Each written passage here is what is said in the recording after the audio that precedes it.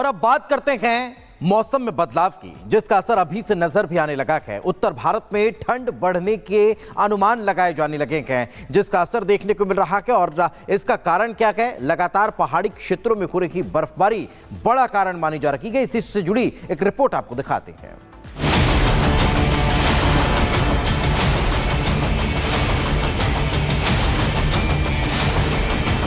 मौसम अब करवट ले रहा है, क्योंकि देश के कई राज्यों में अब कड़ाके की ठंड पड़ने वाली है।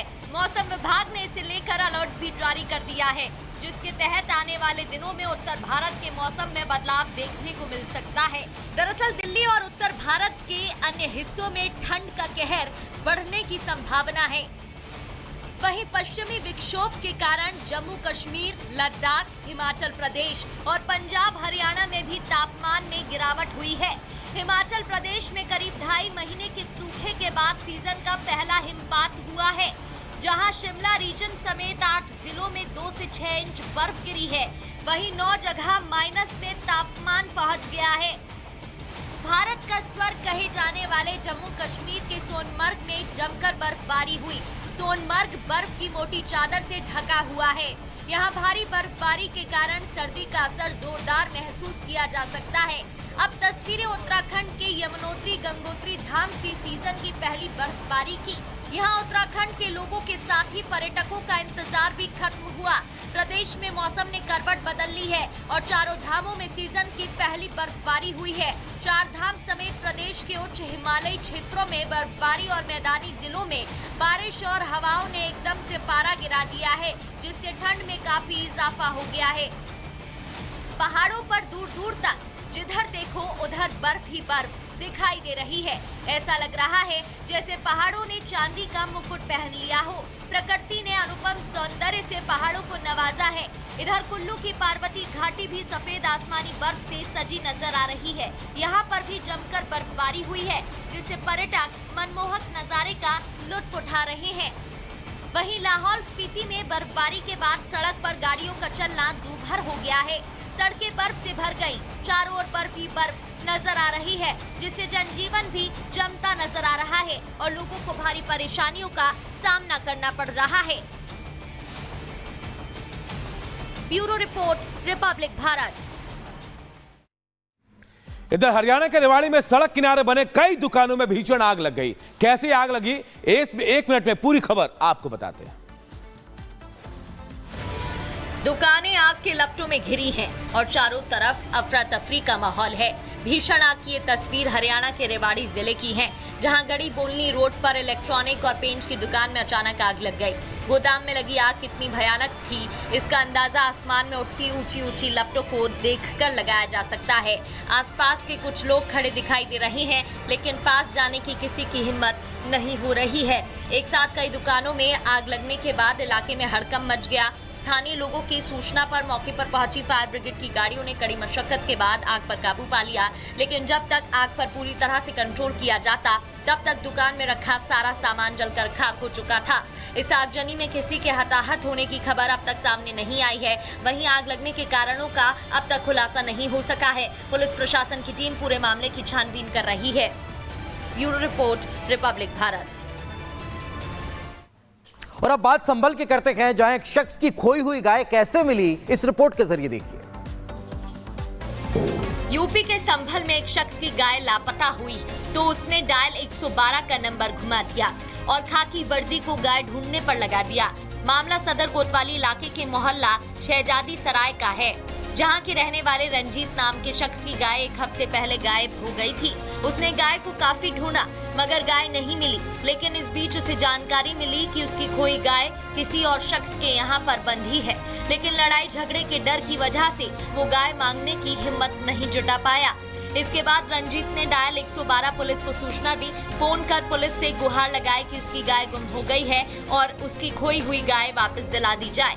रंजीत के इस मांग को सुनकर पहले तो पुलिस भी चकरा गई, लेकिन उसे निराश नहीं किया। रंजीत के बताए जगह पर पहुंचकर डायल 112 पुलिस ने न सिर्फ गाय को बरामद किया, बल्कि गाय को उसके मालिक को सौंप दिया। इसके बाद रंजीत अपनी गाय को लेकर घर पहुंचा और पुलिस का धन्यवाद दिया। बेकाबू बेस्ट बस की कई गाड़ियों को उन्होंने टक्कर मारी। पुलिस ने आरोपी ड्राइवर को हिरासत में लिया। घायलों को अस्पताल में इलाज के लिए भर्ती कराया गया है। कुर्ला बस हादसे का सीसीटीवी वीडियो आया सामने। लोगों को रौंदते हुए गुजरी बस ड्राइवर ने हाईवे की जगह बस को गली में मोड़ा। दिल्ली के बसंत कुंज में भीषण सड़क हादसा। बस की डिग्गी से सामान निकाल रहे लोगों को ट्रक ने मारी टक्कर। हादसे में 3 लोगों की मौत, 1 घायल। उधर हरियाणा के रेवाड़ी में पेंट के गोदाम में लगी भीषण आग। आग लगने से इलाके में मचा हड़कंप। लोगों ने भागकर बचाई जान। फायर ब्रिगेड ने आग पर पाया काबू। जौनपुर में शरारती तत्वों ने गौशाला में रखे पशुओं के चारे को जलाया। गौशाला में करीब 160 पशुओं के लिए रखा गया था चारा। लाखों रुपए का चारा जलकर खाक हुआ। मध्य प्रदेश के दमोह में तेज रफ्तार ऑटो रिक्शा अनियंत्रित होकर पलटा। हादसे में स्कूल जा रखे छात्र जख्मी हुए। ऑटो रिक्शा के पलटने का वीडियो सामने आया। राजधानी दिल्ली में गैंग वॉर की साजिश नाकाम। गैंगस्टर काला जठेड़ी और मोंटी मान गैंग के 2 शूटर गिरफ्तार। नीरज बवाना और नवीन बाली गैंग के भी 2 वांटेड दबोचे गए। दिल्ली पुलिस क्राइम ब्रांच ने 5 शूटरों को गिरफ्तार किया। शूटरों से भारी मात्रा में हथियार बरामद हुए। 14 पिस्टल, 15 कारतूस और 2 गाड़ियां भी बरामद की गई। राज्यसभा में उपराष्ट्रपति जगदीप धनखड़ के खिलाफ अविश्वास प्रस्ताव की तैयारी। कांग्रेस, टीएमसी और सपा के 70 सांसदों ने प्रस्ताव पर दस्तखत किए। राज्यसभा में पक्षपात के लगाए गए हैं आरोप। वहीं राज्यसभा में जारी हंगामे को लेकर सभापति जगदीप धनखड़ ने जेपी नड्डा और मल्लिकार्जुन खड़गे से मीटिंग की है। सदन को ठीक ढंग से चलने को लेकर चर्चा की गई है। देश विरोधी ताकतों के खिलाफ एकजुटता पर बल दिया। बैठक के बाद बोले उपराष्ट्रपति जगदीप धनखड़, देश की अखंडता और संप्रभुता हमारे लिए पवित्र है। देश की एकता को नुकसान नहीं पहुंचा सकती हैं बाहरी ताकतें।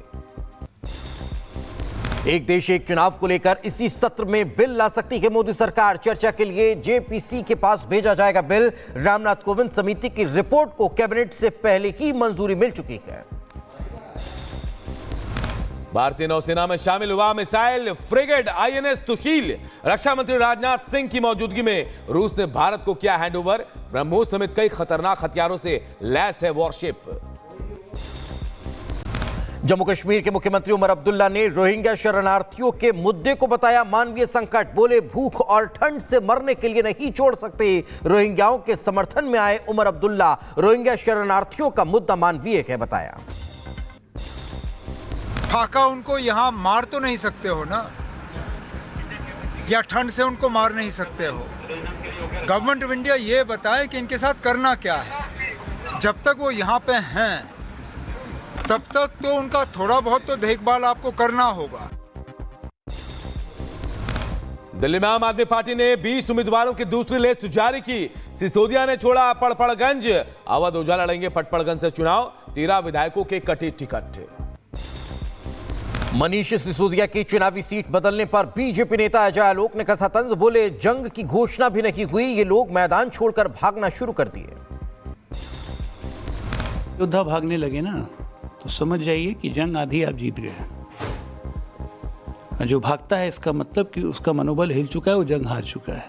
यहाँ तो जंग तो घोषणा नहीं हुई, लोग मैदान छोड़ के भागना शुरू कर दिए।